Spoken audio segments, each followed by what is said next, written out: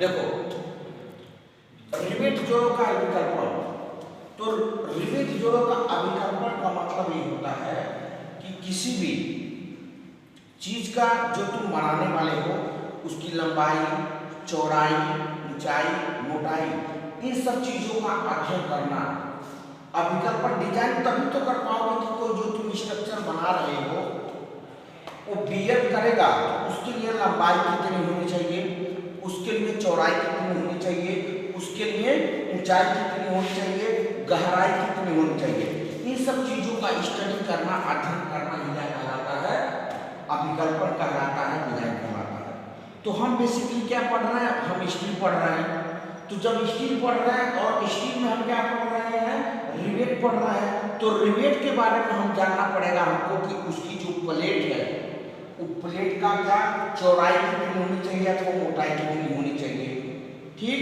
दूसरी चीज, अब रिवेट में होल करना है, छिद्र करना है, तो उसके बारे में हमको अध्ययन होना चाहिए, जानकारी होनी चाहिए, नॉलेज होनी चाहिए। दूसरी चीज, उसके बाद से जो हम उसमें प्लेट में जो हम रिवेट लगाने वाले हैं, अर्थात रिवेट में क्या पोर्शन होता है, एक हेड होता है, एक सैंक होता है। तो सैंक का डायमीटर कितना होना चाहिए और जो प्लेट में जो तुम छिद्र कर रहे हो उसका डायमीटर कितना होना चाहिए। ठीक। उसके बाद से तुम्हारा अन्वय सूत्र के अनुसार एक चीज तुमको मिलता है, तो अन्वय सूत्र के अनुसार जो तुम जानते हो कि जो डी होता है, अर्थात डी मतलब diameter of hole plate. Hole plate का मतलब है कि जो तुम इस प्लेट में जो तुम छिद्र किए हो इसकी क्या होनी चाहिए, इसकी क्या मतलब डायमीटर अर्थात व्यास कितना रहेगा, ये अन्वय सूत्र से पता तुमको चलता है।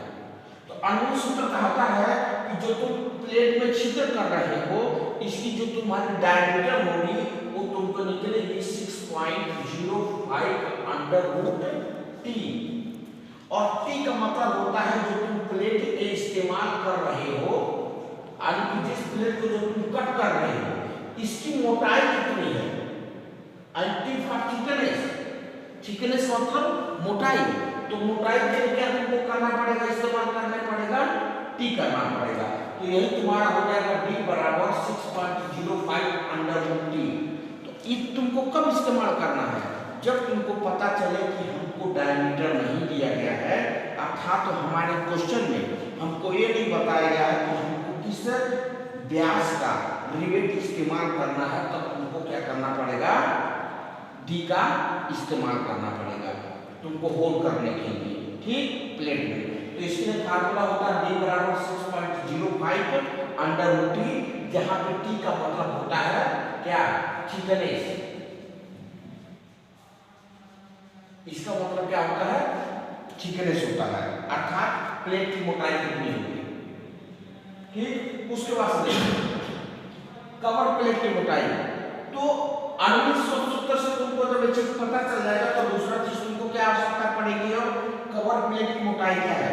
तो कवर प्लेट कहाँ इस्तेमाल किया जाता है, जब तुम दो प्लेट वह कौन सा होना चाहिए, जब बट ज्वाइंट करते हो, तुमको पता है कि लेग ज्वाइंट में हमको कवर प्लेट की रिक्वायरमेंट नहीं होती है, और कवर प्लेट की रिक्वायरमेंट होती है किसमें होती है, बट ज्वाइंट में होती है। तो जब बट ज्वाइंट में होती है तो बट ज्वाइंट को इस तरीके से जोड़ा जाता है फेस टू फेस, और जब तुम फेस टू फेस को जोड़ोगे तो बिना इस तरीके से अगर कोई चीज है तो बिना इसमें तुम प्लेट लगाए उसको तुम जोड़ नहीं सकते हो। तो इसको जोड़ने के लिए जो तुम ऊपर से प्लेट लगाने वाले हो उसी को बोलते हैं कवर प्लेट। और इसकी मोटाई कितनी होनी चाहिए, क्यों, इसका अभिकल्पन कर रहे हो, अर्थात इसका तुम क्या कर रहे हो, डिजाइन कर रहे हो, तो इसका मोटाई कितनी होगी, जो कवर प्लेट तुम लगा रहे हो उसकी मोटाई कितनी होगी, इसके लिए तुमको होना चाहिए जो टी थिकनेस जो मोटाई होती है वो क्या होती है तुम्हारी 5/8 इंटू टी ऑफ प्लेट। जो तुम्हारा मेन प्लेट है, जो तुम्हारा मेन प्लेट की जो मोटाई होती है उसका 5/8 गुना अगर तुम लोगे तो जो तुम्हारा कवर प्लेट आएगा उस तुमको क्या मिल जाएगा, थिकनेस मिल जाएगा। तो कवर प्लेट की अगर थिकनेस तुमको अगर मोटाई प्राप्त करनी है तो जो तुम्हारा अगर तुमको मोटाई प्राप्त करनी है तो जो तुम्हारा मेन प्लेट जो तुम इस्तेमाल करने वाले हो उसका तुम 5/8 गुना, अर्थात कहने का मतलब है 8 पार्ट में कोई तुम्हारा एक प्लेट है तो इसमें से तुम क्या करोगे, 8 पार्ट तुमको दिया है, इसमें तुमको सिर्फ कितना लेना पड़ेगा, 5 पार्ट मिला दोगे, बाकी 3 तुमको छोड़ दोगे, उतना तुमको मोटाई लेना है। समझ आ गई बात कि 8 पार्ट का 5वां पार्ट तुमको क्या करना है, इस्तेमाल करना है, इसमें कवर प्लेट की मोटाई में। तो जो तुम्हारी कवर प्लेट की मोटाई होती है इस फार्मूले के अनुसार तुमको यूज करना है T = 5/8 × T ऑफ प्लेट। समझ आ गई बात। अब देखो न्यूनतम पिच का हम इस्तेमाल क्यों करते हैं, इस बात को समझो। जो तुम्हारा न्यूनतम पिच होता है उसका हम इस्तेमाल क्यों करते हैं, तुमको पता है कि जब तुम प्लेटों में जब तुम क्या करोगे, डायमीटर कट करोगे, अर्थात व्यास जब तुम बनाओगे रिवेट को जोड़ने के लिए, कनेक्शन करने के लिए, जोड़ने के लिए, तो तुमको पिच का मतलब होता है कि जो तुम्हारा प्लेट है, जो तुम्हारा प्लेट है, तो एक प्लेट में यहाँ तुम कट करोगे, दूसरा मान लो तुम यहाँ कट कर दिए, तो इन दोनों प्लेटों के मध्य जो डिस्टेंस होता है, दूरी होती है, अर्थात लंबाई होती है, वही तुम्हारी क्या कहलाती है, पिच कहलाती है। ठीक है, तो फोर्स अगर तुम इस डायरेक्शन में लगा रहे हो और फोर्स तुम अगर इस प्लेट के दोनों डायरेक्शन में लगा रहे हो अलग अलग, तो फोर्स के डायरेक्शन में जो तुम्हारा डिस्टेंस होता है उसी को हम पिच बोलते हैं, और इसके परपेंडिकुलर डायरेक्शन में, परपेंडिकुलर डायरेक्शन का मतलब ये होता है कि ये तुम्हारा फोर्स किस डायरेक्शन में लग रहा है। अगर कहीं मान लो तुम यहाँ पे एक होल किए हो और एक होल यहाँ पे किए हो, एक होल यहाँ पे किए हो, एक होल यहाँ पे किए हो, तो इस फोर्स के परपेंडिकुलर डायरेक्शन में दो होल के मध्य जो डिस्टेंस होता है उसको बोलते हैं क्या, क्या बोलते हैं, गेज बोलते हैं, गेज लेंथ। क्या बोलते हैं, गेज लेंथ बोला जाता है। तो इस होल और इस होल के मध्य जो डिस्टेंस होता है उसको क्या बोलते हैं, गेज लेंथ बोला जाता है, गेज लेंथ। और फोर्स के परपेंडिकुलर डायरेक्शन में, मतलब फोर्स के परपेंडिकुलर डायरेक्शन में फोर्स वाला देखो, फोर्स इस डायरेक्शन में लग रहा है और जो डिस्टेंस तुम इधर कर रहे हो, तो दोनों क्या हुए, एक दूसरे के परपेंडिकुलर हुए, अर्थात लंबवत हुए, तो लंबवत डायरेक्शन में तुमको दूरी मिलती है उसको गेज लेंथ बोलते हो, और फोर्स के डायरेक्शन में अर्थात उसी के दिशा में अगर जो तुमको डिस्टेंस मिलती है, लंबाई मिलती है, उसी को तुम क्या बोलते हो, पिच बोलते हो। तो एक पिच कितना होना चाहिए, क्योंकि तुम अगर पास भी अगर कर दोगे तो तुमको घटा है, ज्यादा दूर कर दोगे तभी तुमको घटा है, समझे। तो तुमको कितना प्रॉपर तरीके से इन दोनों के मध्य की दूरी होनी चाहिए, ये तुमको अच्छी तरीके से नॉलेज में होना चाहिए। तो उसके लिए जो तुम्हारा कोडर प्रोविजन जो दिया गया है, अर्थात कोड के अनुसार जो तुम्हारे जो इंजीनियर्स ने मतलब काफी दिनों तक वर्क किया है एज एक्सपीरियंस के अनुसार, तो तुम्हारा कोडर प्रोविजन दिया गया है वो तुम्हारा होता है T मिनिमम। देखो न्यूनतम पिच की बात कर रहा है ना, तो यहाँ पे लिखोगे T for pitch, I M for minimum. Minimum pitch की बात कर रहा है, ये तुम्हारा होता है 2.5 into small d, 2.5 into small d, अर्थात जो तुम यहाँ पे डायमीटर को तुम होल करोगे, ध्यान देगा, जो तुम यहाँ पे जो तुम्हारा प्लेट है जो तुम होल करोगे उसके डायमीटर का 2.5 गुना, समझ गए, उसका 2.5 गुना। जिसे कहने का मतलब है अगर तुमने डायमीटर को 10 क्या किया, अगर तुमने इसका डायमीटर जो तुमने कट किया है यहाँ से यहाँ तक की लंबाई को अगर मान लो तुमने किया है 10 mm कट कर दिया, कितना कर दिया, 10 mm, तो इसका पिच मिनिमम अर्थात दूसरा का जो तुम प्लेट में छिद्र करोगे तो इनके मध्य की दूरी कितनी हो जाएगी? 2.5 गुणे 10 है ना, 10 का गुणा कर दोगे, अर्थात कहने का मतलब क्या हो जाएगा? 25 mm। अर्थात जो तुम दो होल कट करोगे प्लेट में, इन दोनों के मध्य मिनिमम इतने से ज्यादा नहीं होना चाहिए। अगर इतने mm का अगर तुमने कट किया है, समझ गए, तो अगर तुमको पिच जो तुम लोगे तो इससे 25 mm से कम नहीं लोगे। अगर तुम 25 mm से कम लोगे तो इसकी जो एफिशिएंसी मिलेगी, जो दक्षता मिलेगी, अर्थात जो तुम्हारा खरा उतारने वाली बात है, स्ट्रेंथ है, वो तुमको उतना बेटर नहीं मिलेगा।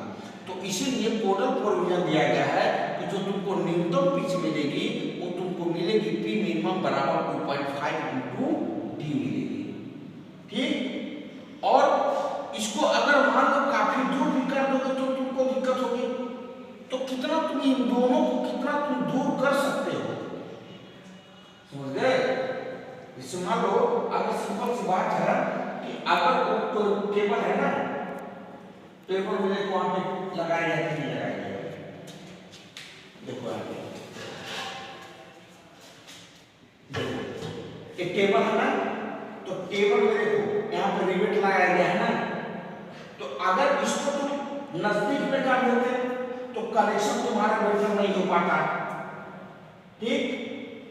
अगर दूरी पे जाने कर देते तो भी तुम्हारा क्या हो जाता, इस पे बैठने में हिले डुलने का प्रॉब्लम होता ना। इसलिए कोई भी चीज बनाया जाता है तो उसका एक प्रॉपर तरीका होता है। तो मिनिमम हम इतना रख सकते हैं पिच को, यानी कि दो होल के बीच का जो डिस्टेंस तुम कम से कम इतना रखोगे, और मैक्सिमम तुम कितना रख सकते हो, इसमें दो केस आते हैं। कब? अधिकतम पिच कब करोगे कि जब टेंशन रहेगा तो उसकी वैल्यू कुछ अलग हो जाएगी, और जब कंप्रेशन मेंबर, कंप्रेशन का मतलब दबाव को जब तुम लगाओगे तो उसके तुम्हारी वैल्यू क्या हो जाएगी? अलग हो जाएगी। क्यों? इसके पीछे रीजन देखो। टेंशन का मतलब क्या होता है? दो चीज मान लो तुम्हारी यही है, तो जब इसको तुम क्या करोगे? खींचने का प्रयास करोगे, टेंशन लगाओगे, यानी कि इसके मॉलिक्यूल को दूर दूर ले जाने का प्रयास करोगे, तो उसकी वैल्यू कुछ अलग आएगी। और इसी को तुम क्या करोगे? दबाने की कोशिश करोगे, तो उस केस में तुम्हारी क्या होगी?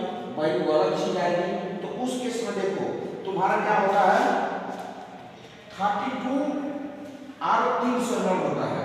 इस केस में देखो टेंशन मेंबर के केस में 32 इंटू टी होता है, मतलब थिकनेस का जो मेन प्लेट का जो तुम्हारा मोटाई होगा, समझ गए, उसका तुम कितना 32 गुना तुम लोगे टेंशन मेंबर के केस में।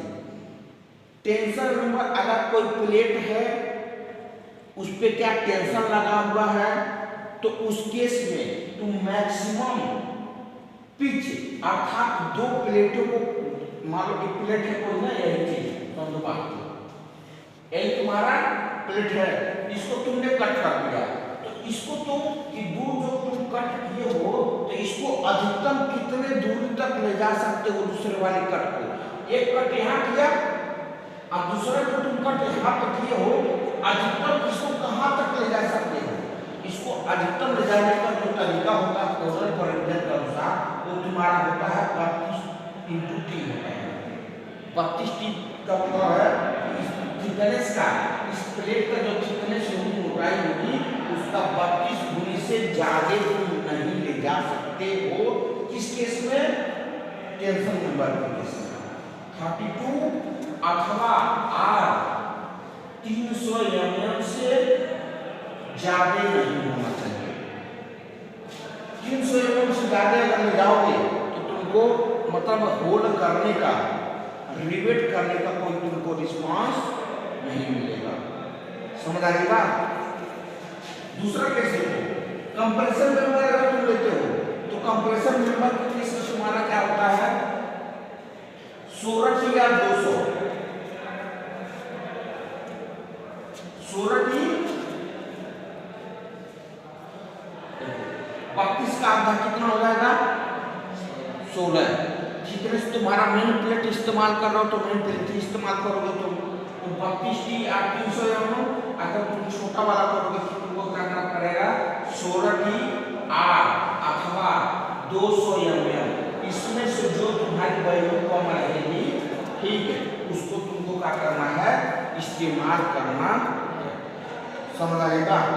तो इतना तुमको रिवेट जोड़ों का विकल्प जब तुम डिजाइन करोगे तुमको इतना चीज तुमको अच्छी तरीके से पता होना चाहिए।